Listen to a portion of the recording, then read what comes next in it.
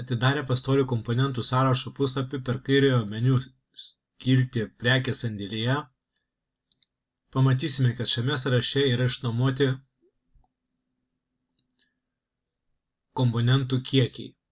Įėję į atitinkamą komponento duomenų peržiūros puslapį galime matyti, kuriam klientui ir to kliento objektui ir kiek šio komponento buvo išnuomota.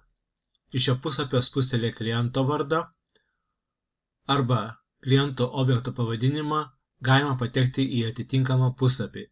Einame į kliento objekto puslapį, kuris atsidaro atskirame skirtuke. Taigi, skirtingus programos puslapius galime atidaryti vienu metu skirtingose naršyklės lango skirtukuose arba skirtingose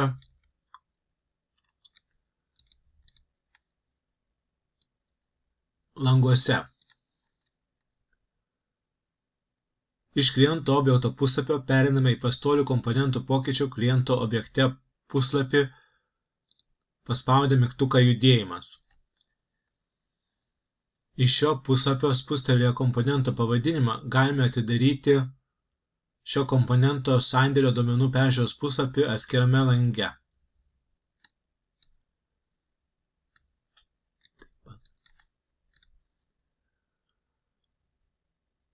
Pastolių komponentų pokyčių kliento objekte puslapyje yra mėlynas mygtukas priimti iš objekto.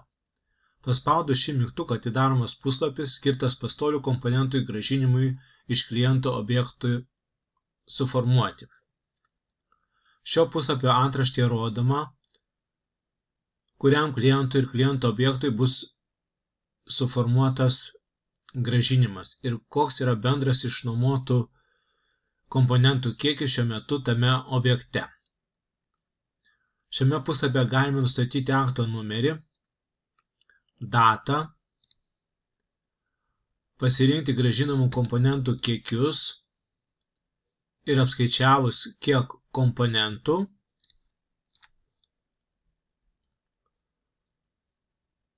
iš viso grąžinama formuoti grąžinimą. Taip pat iš šio puslapio paspaudus atitinkamus mygtukus galima pereiti kliento objekto ir pastolių komponentų pokyčių kliento objekte puslapius. Laukelėje objekto numeris programa įveda objekto eilės numerį kliento objektų sąraše, kurį programa apskaičiuoja ir priskiria objektui, įtraukdama to objekto duomenis į duomenų bazę. Šis laukas skirtas tik informaciniam tikslam, jame esančių duomenų keisti negalime. Lauke akto numeris programa įveda vienetą, jei šiam objektui anksčiau nebuvo suformuoti grąžinimai, o jei grąžinimai buvo suformuoti, numerį po didžiausio esamo grąžinimo numerio. Šį lauką galima redaguoti, tačiau programa patikrina, ar jis nėra tuščias, ar jame įvestas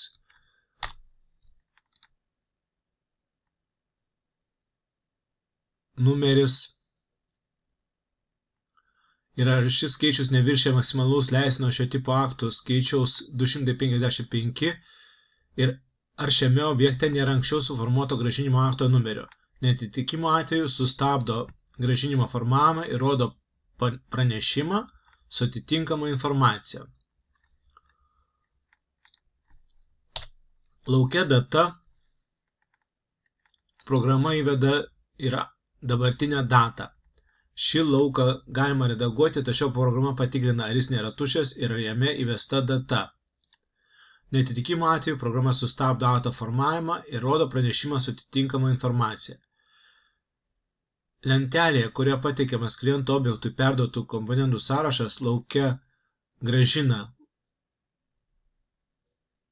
VNT stulpelėje reikia pasirinkti grąžinamų pastolių komponentų kiekius. Atsidarius puslapį visų šių stulpelio komponentų grąžinamas kiekis nustatomas į 0. Kiekiai pasirinkami iš išskleidžiamo sąrašo, kuriame yra sveiki skaičiai nuo 0 iki atitinkamo komponento likučio kliento objekte grąžinimo formavimo metu. Jei paspaudus mygtuką formuoti dokumentą paliekamas visų komponentų kiekis ties 0, programa sustabdo akto formavimą ir rodo pranešimą su atitinkama informacija. Programa taip pat sustabdo akto formavimą ir rodo pranešimą su atitinkama informacija, jei paspaudus mygtuką formuoti dokumentą, pagal stulpelio grąžina VNT reikšmes, apskaičiuotas grąžinamas visų komponentų kiekis neatitinka lauko iš viso VNT sumos.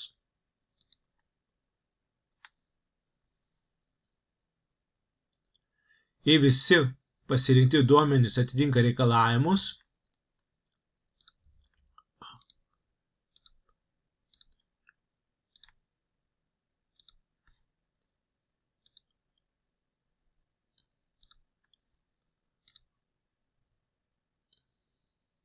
paspaudus mygtuką formuoti dokumentą suformuojamas grąžinimas.